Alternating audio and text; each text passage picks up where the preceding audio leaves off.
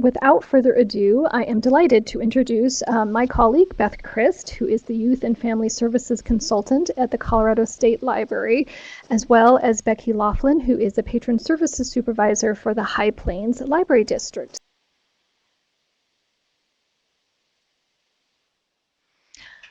Thanks, Christine. This is Beth, and I'm going to get started today. Welcome. Thank you, everyone, for coming to the webinar. We hope it will be useful. And as Christine mentioned in the beginning, we do hope this will be really interactive. So please jump in at any time with your questions and your comments, because we definitely want to hear from you. This is a shared learning experience for sure. So thank you all for coming. Before we really delve into what the two-generation approach is, we're going to talk about some statistics about families facing poverty. And here are some statistics nationally. These are from the Kids Count report. There's a link to the Kids Count report on that handout that Christine mentioned that is available on that page, and also will be available on the CSL In Session website later on. You can print that out. And so this is for the latest demographics available from 2017. So you can see in the US, 18% of kids lived in poverty. Significant differences by race and ethnicity, and also by family type. And just to mention, because what is the federal definition of poverty, which these statistics use? In 2017, it consists of a series of thresholds based on family size and composition. In 2017, the poverty threshold for a family of 2 adults and 2 children was $24,858. So it kind of gives you the level of what poverty, how poverty is defined for these statistics. So I'm curious if any of these surprise you. I will say this is down slightly from what it was in 2016, which is great, but not significant. And I'm going to go ahead and switch. I know not all of you are from Colorado, but I definitely wanted to show you this, these statistics from Colorado. You can see we are in this state well down from the national statistic. So we have 13% of Colorado kids living in poverty in 2017. We also have significant differences by race and ethnicity and family type. What I really wanted to point out in this slide was the last bullet here, the differences by geography. The Kids Count report allows you to drill down to the county level, to your state level and your county level, which can be really helpful. And so you can see here, this is a huge difference here between the highest poverty and the lowest poverty counties here, 2.9% versus 43%. And this is the same, you know, every state has these huge discrepancies geographically. And so this is something really important. I mean, if you saw, oh, 13% of Colorado kids lived in poverty, but then you see 43% in one county, huge difference. And something that doesn't show up here is that, you know, well, or something that you can also glean from that last bullet is Douglas County, yeah, they only had 2.9% poverty, but still there are 2.9% of the kids living in poverty in that county. And especially in these high-income counties, sometimes those kids can get overlooked because of the high income statistic. They're like, oh yeah, we don't need to bother thinking about those. There aren't many, but there are pockets. There are pockets in every community, even the highest income community. And so you really need to consider those families that might fall off the radar with in high income communities like this. We'll look at one more slide of statistics. So this is from the Annie E. Casey Foundation. Again, this link to this is on that handout there that's available. And this graphic further breaks down the demographics of families in poverty. You can see these are really striking and demonstrate how much impact one life challenge can make in a family income.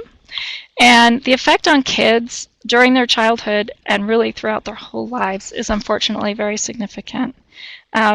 One finding here of these studies says that 70% of kids born into poverty will stay in poverty all their lives. So you can see what a difference it makes to start out your life living in poverty. It's very hard to get out. And so we have a poll on this topic that Christine is pulling up. So if you could just take a moment to answer the poll.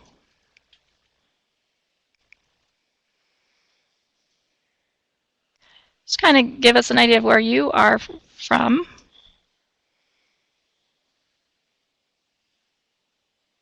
So far, everyone is in that second group.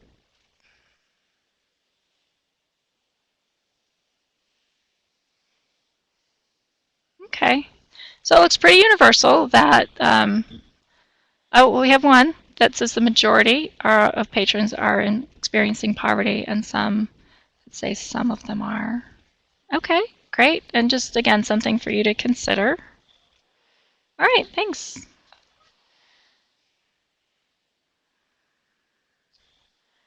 All right. So now that we looked, I think the statistics on families experiencing poverty are kind of the why of this presentation. Why are we looking at this topic at all? And this is why, because there are so many families in this state.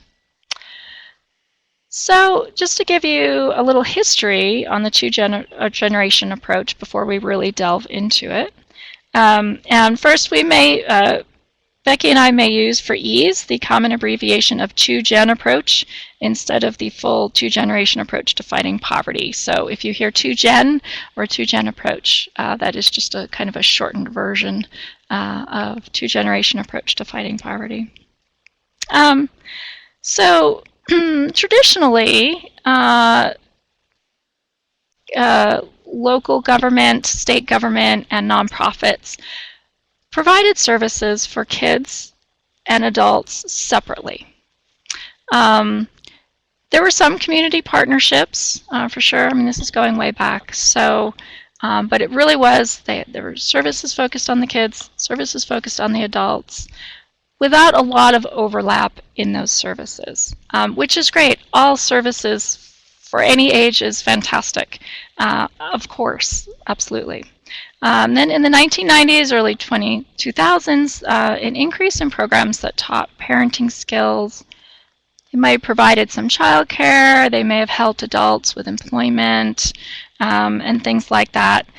So they started to come around there, and that was sort of the beginnings of the 2-gen approach.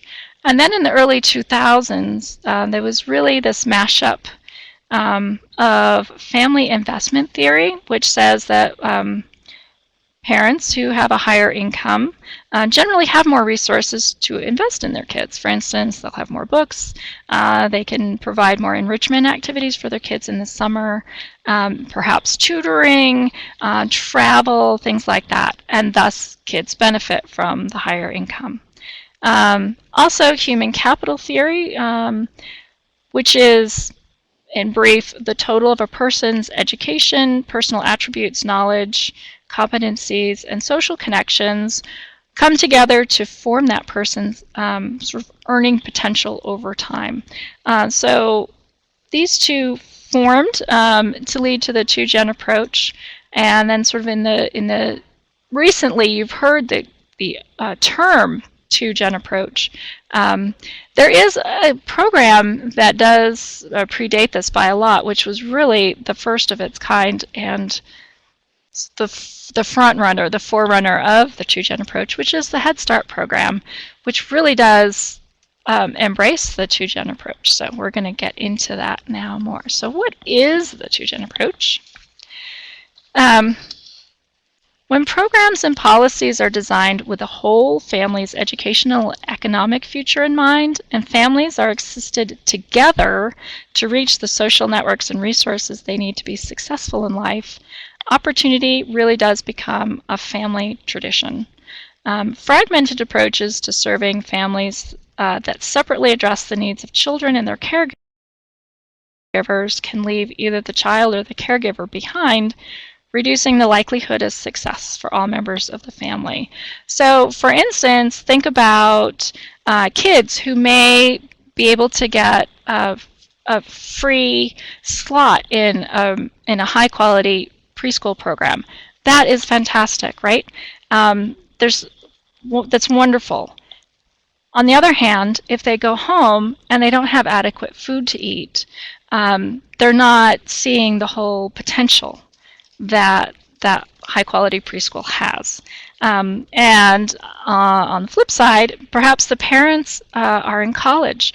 Maybe they've gotten a great grant to go to college, which is super, and that is in time going to raise the family income level.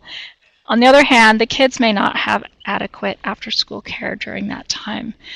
So again, if a program or policy can address everyone in the family at the same time, it can be much more effective.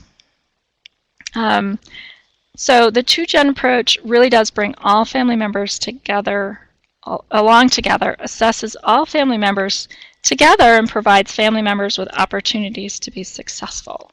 And another component of the two-gen approach is really to ask, to involve each member of the family in this process. How can these services best meet their needs? So it's not a top-down, oh, here is what you need, boom, boom, boom, here are the services we're going to provide you. It is a team approach. It is asking them, involving them in what they need. And so the research has been very clear that this two-gen approach can really effectively reach these 4 bullet point goals here, and that it does that very well. Now, you all work for libraries, so how does that fit in? Well, libraries naturally provide services and programs for the whole family, right? You already do that. So by incorporating the two-gen approach, this isn't providing whole new programs or a whole new service model. This is what you already do, and you do it really well. Using this approach can provide more of a framework for supporting families holistically. And so if you use this approach proactively and really thoughtfully, then again, it's not adding new programs, it's just a sort of a higher level approach to it, to serving the whole family at the same time. That said, it doesn't mean that all of your programs have to fit neatly into this approach. Again, it is more of an overarching philosophy rather than having to fit everything you do into this. And Becky shortly will have some excellent examples of how the High Plains Library District has accomplished this. So I'm going to talk a little bit about this. The Aspen Institute has really done a ton of research and work on the two-gen approach, as you can see here. This is one of their graphics. And so these are sort of their 5 categories of programs and services that they think fit into the two-gen approach. So it's raising social capital, it is providing early childhood development, post-secondary employment and pathways, economic assets, and health and well-being. And I'm going to go through some examples. Certainly this is not all of what you provide in your libraries, but I just wanted to provide some examples of probably some things you already do. So examples of increasing social capital. If you have story times, and really all library programming provides networking opportunities for families. So just by having programs and bringing families together, you are potentially increasing their social capital. Early childhood development, any outreach to preschools, Head Starts, child care providers, licensed and informal child care providers. This is all early childhood development, of course. The education and employment pathways, if you have a workforce development center. A career online high school, if you provide resume assistance. all of these fit in there. Economic assets. This could be providing financial literacy programs to adults and really even to kids too, to prepare them. Health and well-being. Some libraries hire public health nurses or partner with public health nurses and social workers. You could partner with Cooking Matters or other nutrition programs. If you hold yoga or Tai Chi classes or Zumba classes in your library, right, this is part of this. If you provide or partner with an organization that provides help with signing up for health insurance or Medicaid assistance, that all counts into this. And so your library is doing all this already. Thinking about the 2-gen approach again is kind of tying it all together and doing it a little bit more proactively. And so here is a so why does 2-gen work? This is why. It definitely helps to have services more streamlined and accessible. The parents' education, economic stability, overall health really do impact a child's whole life. So again, if you're addressing the whole family at the same time, this can really help.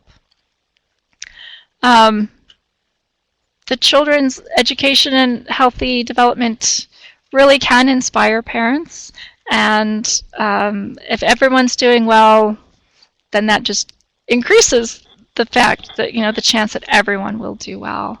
And here you can see this amazing statistic here about how much family income can help kids lifelong in their earning potential. And so here it really does exist on a continuum. And again, just to emphasize, all services to kids and adults in a family are extremely valuable. And so here's the continuum. Here on the left is sort of the traditional approach where you have child-focused services, and then on the right, parent-focused. And then you have the kind of moving in to serving the whole family. You have elements of both. And then, of course, the 2-gen approach is right there in the center. You're serving the whole family at once. But I like this image because I think it really does capture that continuum effect. And libraries cannot do this alone. No organization can. This is really a whole community. Let's all dive in this and do this together. And so here are some partners that you might think of, and sort of categories of partners. And when you look at this list, definitely think state and local governments as well as nonprofits, and you might even think of some other focus on those, or some other way to think about that. And of course, it looks a little different in every community, but I think these categories will work pretty universally everywhere there's housing programs and workforce development programs and some sort of public health. Again, it could be county public health, it could be a Reach Out and Read program. So here are just some partners to think about. And now we're going to move to getting some input from you on partners. So please type here in the big chat box in the middle some organizations that your library does or might be able to partner with in terms of serving families holistically.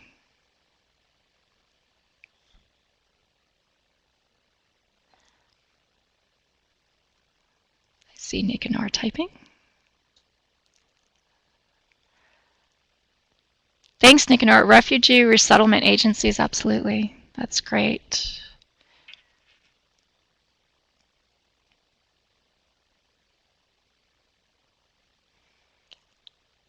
Debbie, yeah, absolutely. Love that. Schools, restaurants, museums. I'll add another one from Denver Public Library. You all work with the Migrant Education Program.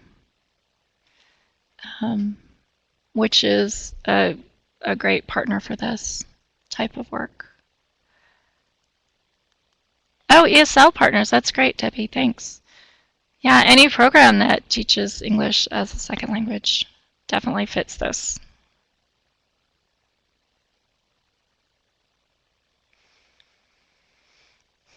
Oh, great, Gary, thank you. Family night and day shelters, absolutely.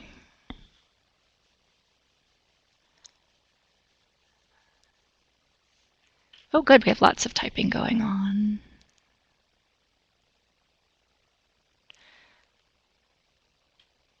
Thanks, Christine, for sharing the list of health organizations you can partner with. Tara mentions community housing, absolutely, that's a great one. Cat, yeah, food stamps, Medicaid, WIC, parent groups. Yeah, super, thank you.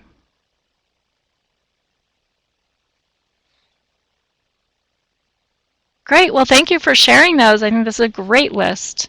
And I think we can go back to the slides. And I'm going to turn it over now to Becky. So this is kind of I presented kind of the overview theory part. And now Becky's going to move in. Great, thanks so much, Beth, for that wonderful overview. And as I'm talking, if it sparks an idea or something in your library that you've done similarly, or just something that you thought of on the spot, I would love to hear about it too in the chat box.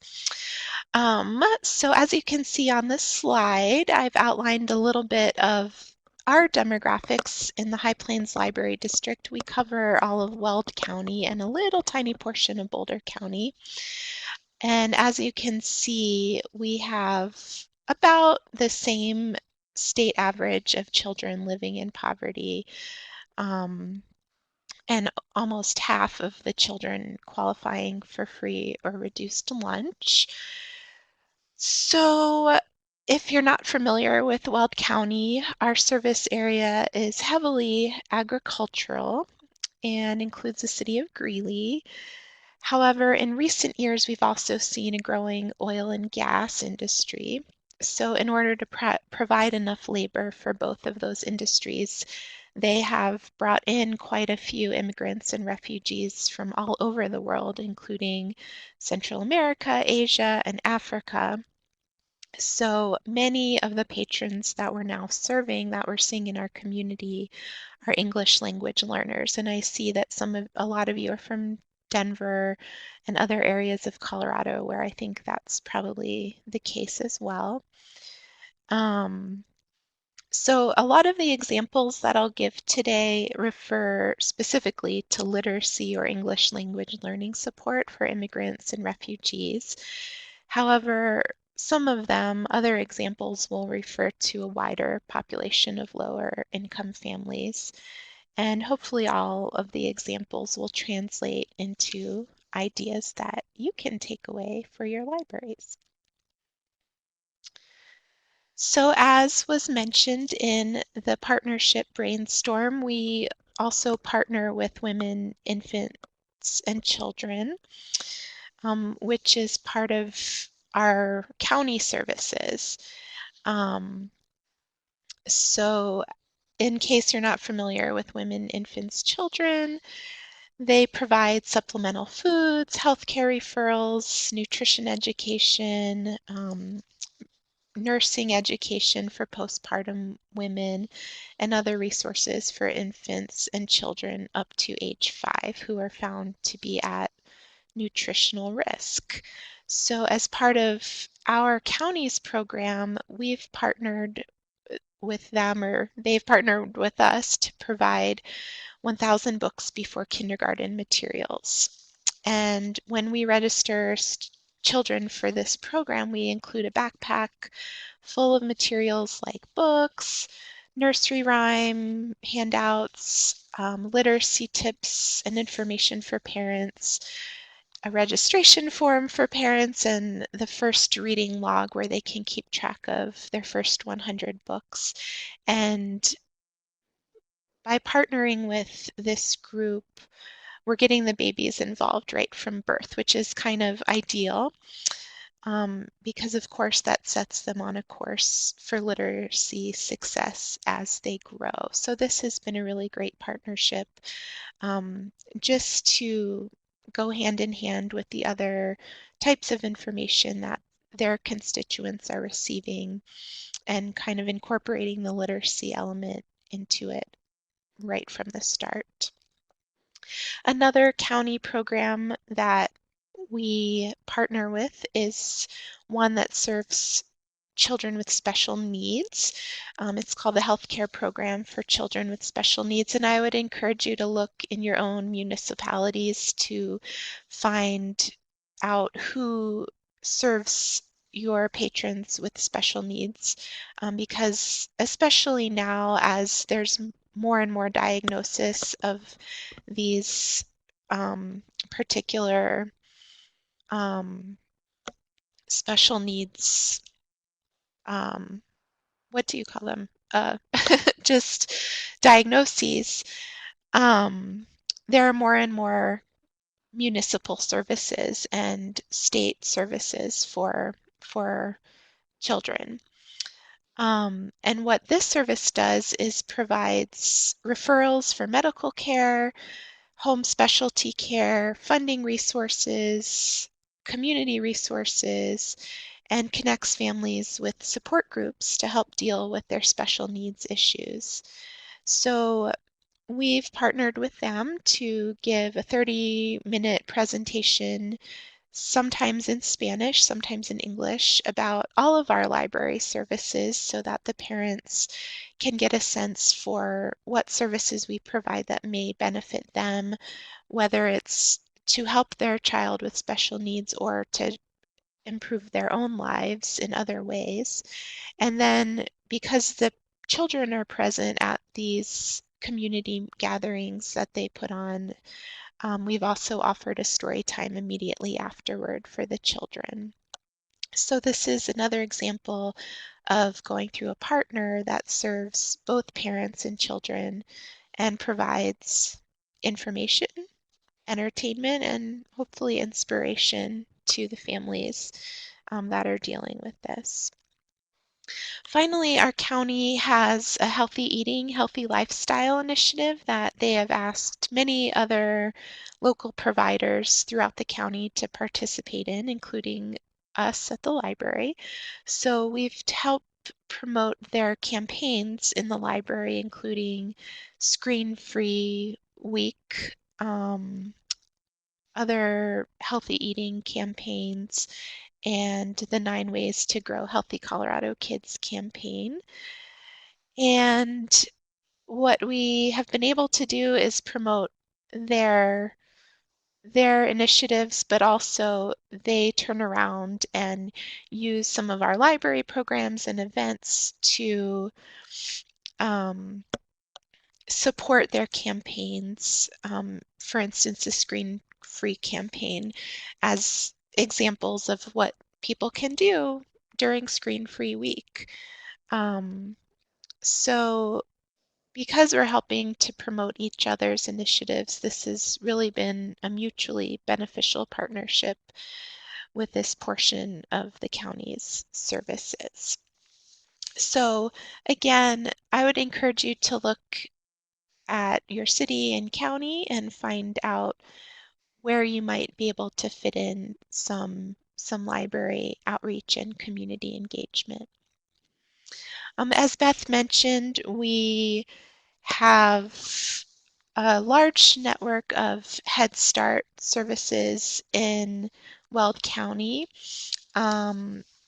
We have 13 Head Start locations. That includes 600 kids. And again, we promote 1,000 books before kindergarten to these students, the parents, and the teachers so that they all have appropriate information to support the students or the young children in doing the program. And as I mentioned before, the materials that we provide for 1,000 books include parent information on literacy and other library services that may be of use for them. So for example, If we're serving classrooms where the students and parents are English language learners, we might include a bookmark, a promotional bookmark for Mango Languages or another English language learning software that we provide in the library. We also provide flyers within that information packet for our technology classes, for our Book a Librarian program, which offers one-on-one help in any area they might need. And in addition to visiting these classrooms and providing story times and 1,000 books before kindergarten information, we also host frequent tours and information sessions for the families who participate in Head Start that take place in the library. So the teacher helps facilitate the invitation to those and helps encourage families to participate in those. And when they do, our goal is for them, of course, to become more comfortable with what we have to offer and just feel more at home in the library, because they'll see familiar faces. They'll see often the outreach librarian who's been in the classroom serving their children.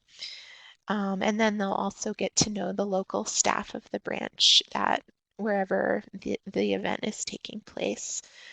And our network of Head Start's mission is to create a collaborative network bridge between resources, programs, and the participants. So we're helping them by being one of the resources that help uphold their mission. But of course, at the same time, we get to serve and invite a whole network of people into the library who we may not have reached until maybe later when they became a part of the traditional K-5 school system in elementary school. So this has been wonderful for us. It's also a lot of fun, and it's just been one of our favorite outreach initiatives to serve both parents and families at the same time, and children at the same time.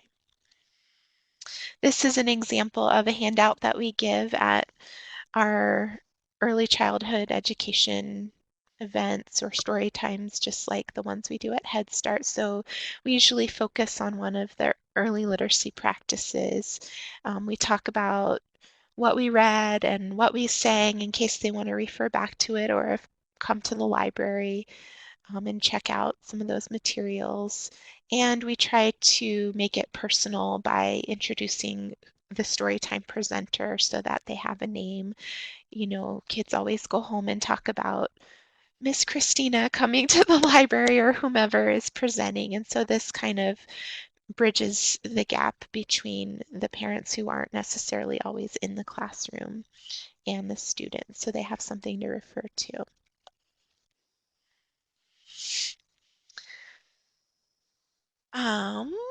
Next, I would like to talk about a very special organization that is unique to our service area, but which may exist in a similar form in your community, and that is our Immigrant and Refugee Center of Northern Colorado. This is a type of one-stop shop for immigrants and refugees to receive assistance with all the different areas of their lives, from integration into U.S. society, to English language learning, to citizenship, to childcare, to sometimes just the need for basic supplies.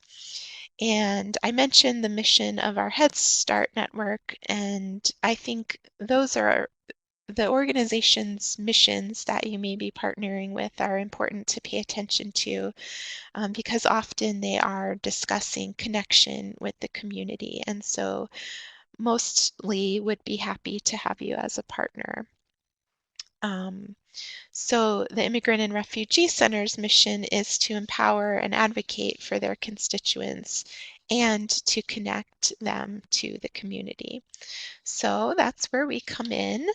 They have a child care classroom that children may attend while their parents are working on the work of integration, citizenship, language learning, and so forth.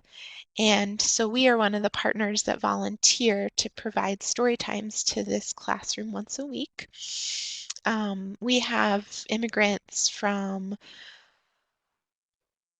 various countries in Africa. I guess I should say refugees from Somalia, the Congo, and other countries in Africa that are facing kind of political or social turmoil.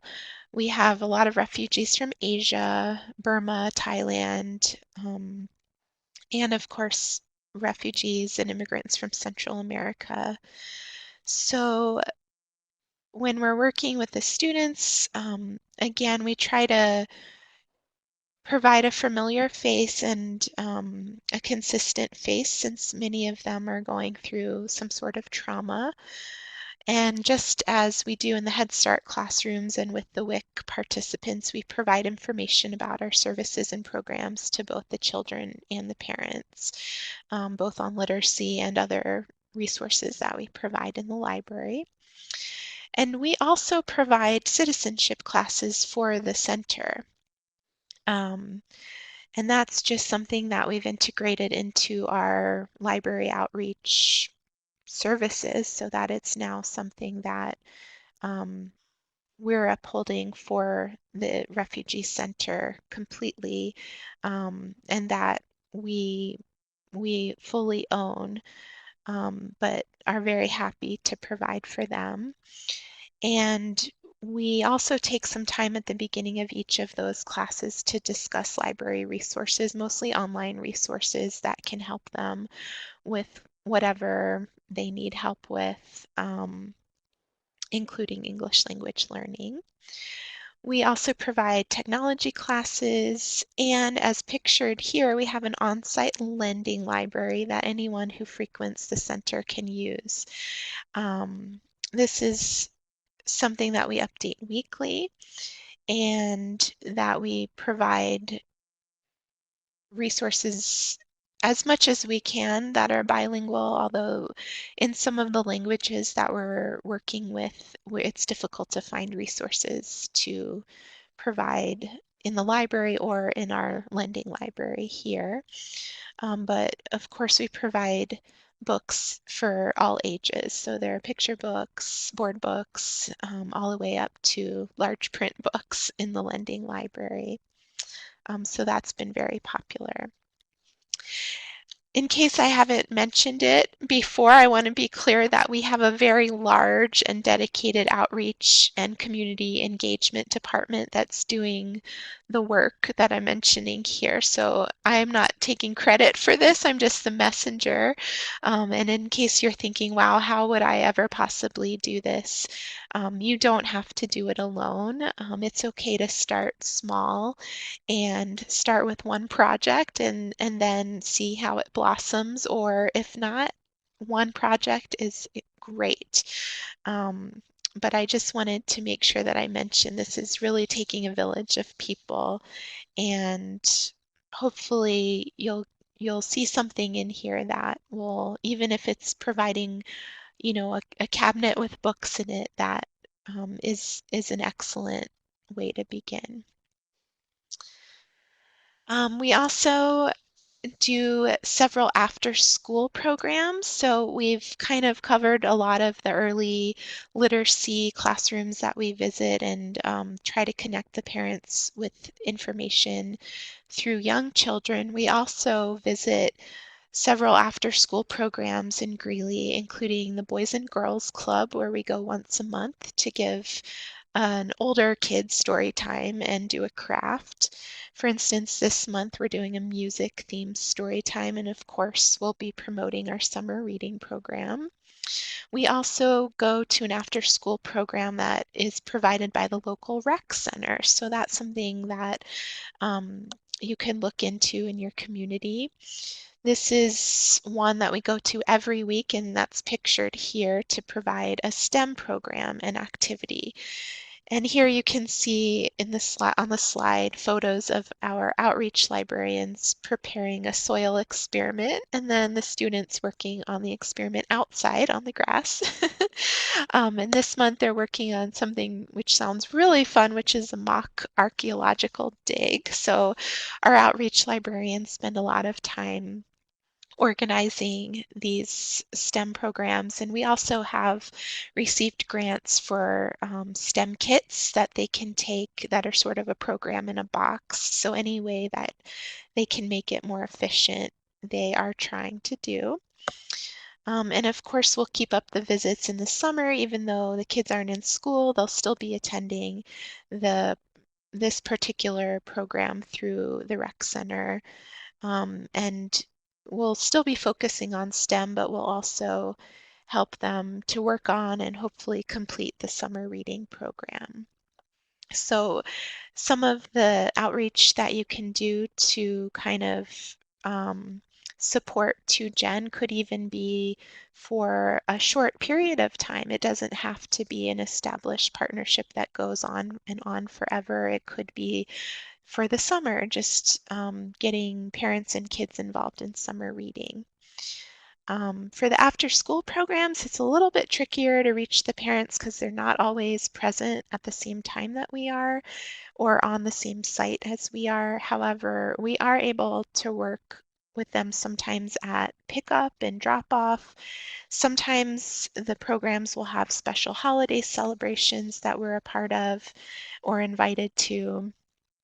And as I showed in the slide from the Head Start, we do leave handouts for the parents at these after-school programs as well and invite them to our library events, and also give them a reminder just that we were there and we're here for them and we have lots to provide for them.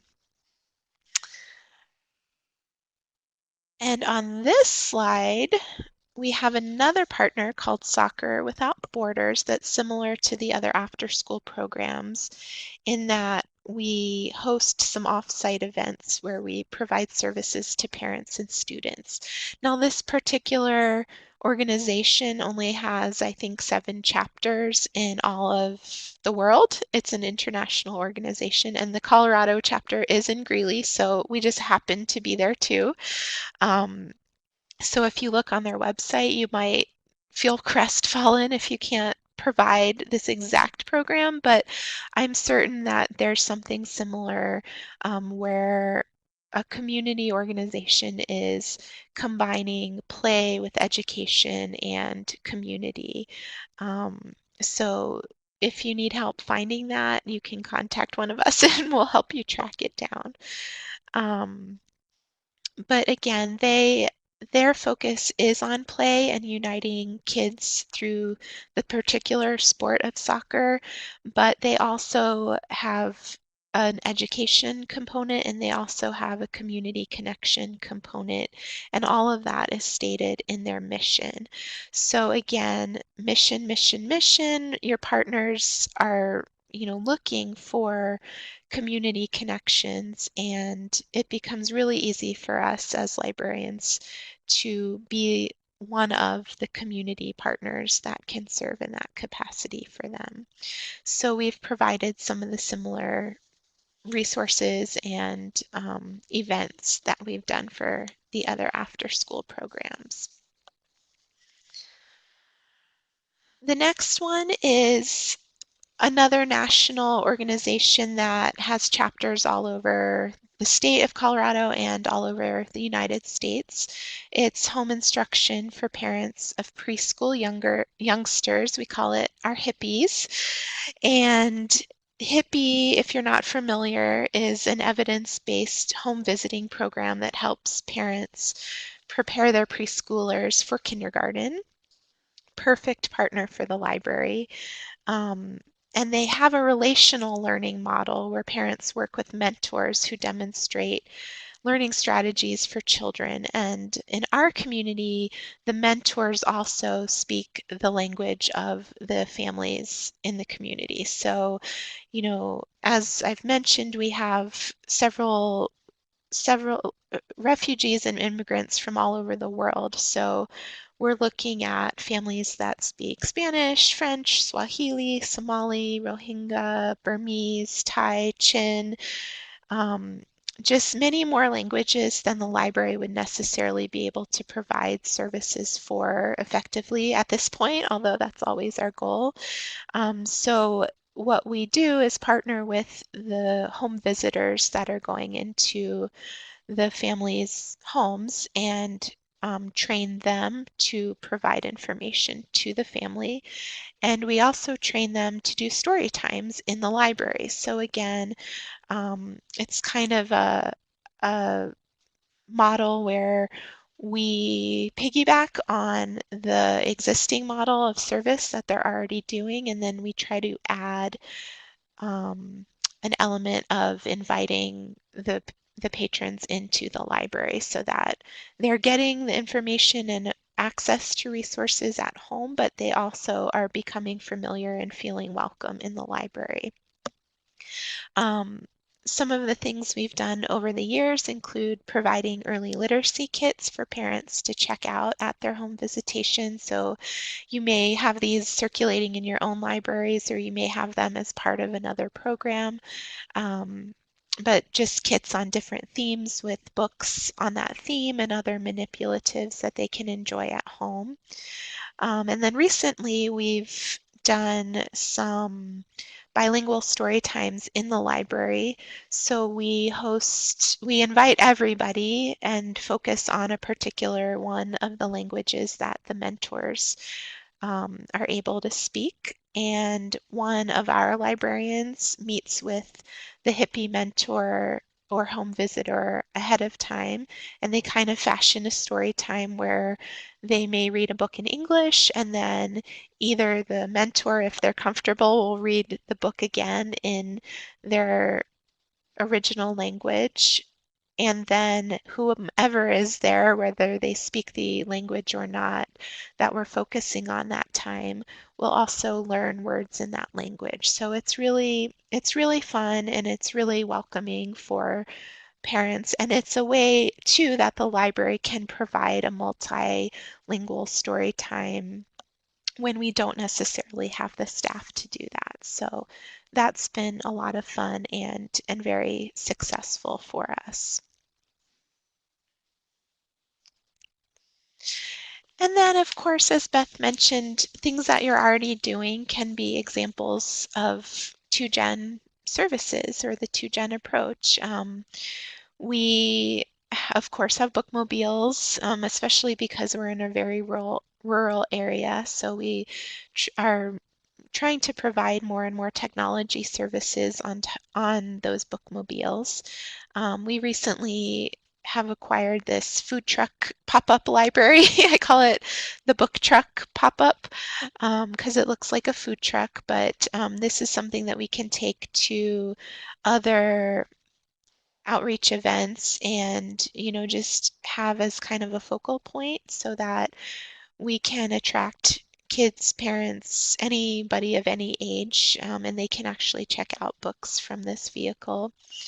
And then any family programming that you're providing in the library is something that can be viewed as doing a 2Gen approach. So if you're having, a grandparent, grandchild program, or an every Saturday program for the whole family, movie nights, as Beth mentioned, yogas, Zumba, any kind of health program or exercise program at your library, art events. We had one outreach librarian who partnered with both the Immigrant and Refugee Center as well as the University of Northern Colorado, which is also in Greeley, to do an art show for the preschoolers in the Little Learners classroom of the Immigrant and Refugee Center. So it was similar to an art reception that you would have for a fine artist, except that it featured preschool art.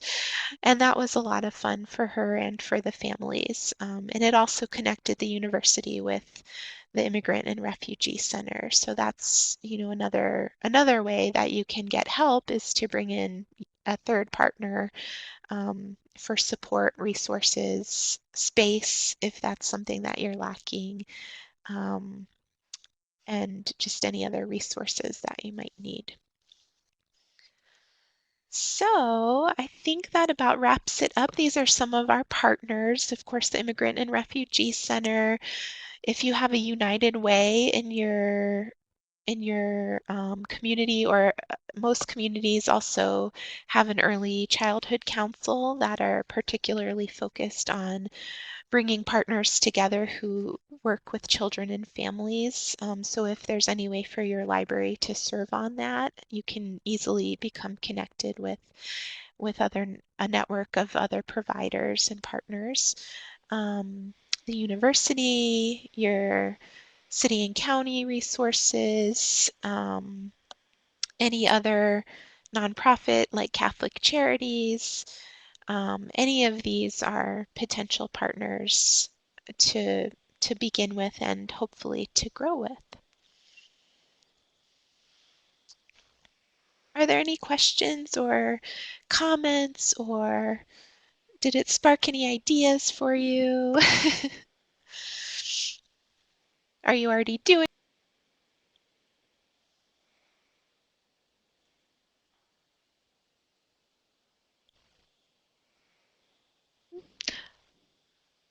Oh, I see Kat typing.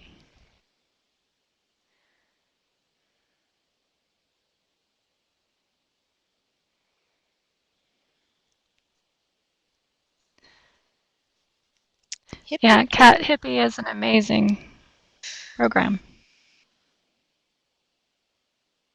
And there's also, as Beth added in the chat,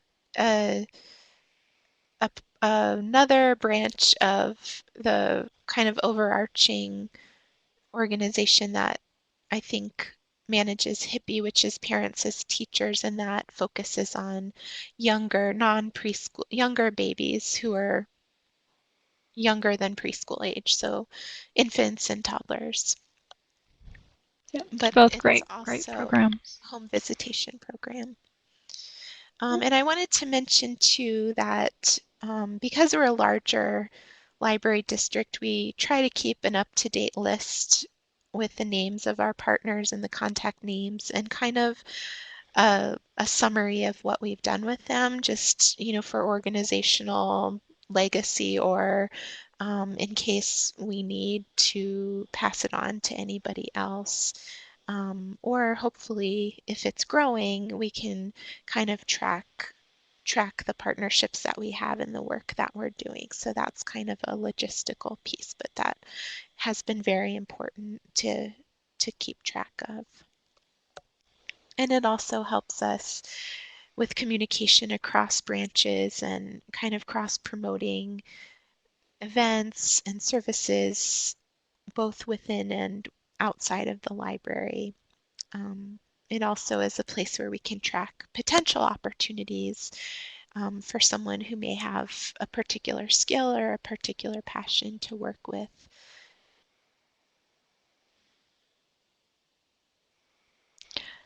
And just to wrap up, here's a slide on how you can put all this together.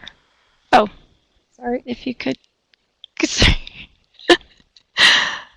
I was just going to go over the slide. Sorry. Okay. Sort of how to put all this together. And one important, and it's such an easy but critical thing to do, is promote all your library services to families. And I want to put a big shout out to the High Plains Library District. They were doing a program around early literacy, and with the Hippie program. So these are home visitors. They're already going out to visit parents in their homes and their kids. And so what they did is they not only trained the home visitors as part of their partnership on early literacy, but also on all the services that the library provided. And a lot of these things the home visitors didn't know already, so that when they were going into the home to talk about their usual things they did on the visits, they would hear the parents say something like, "Oh, I really need a better job," or "I really need to improve my English," or "I need to update my resume, but I don't really know how."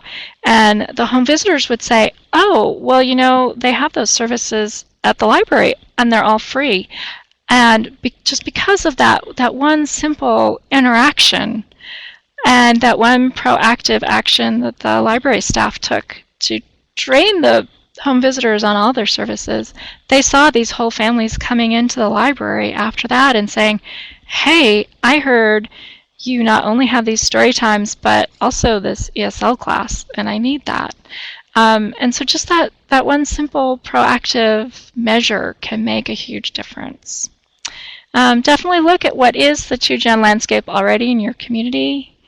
Partner, we've talked a lot about that already. Definitely get the family input into your program design around this.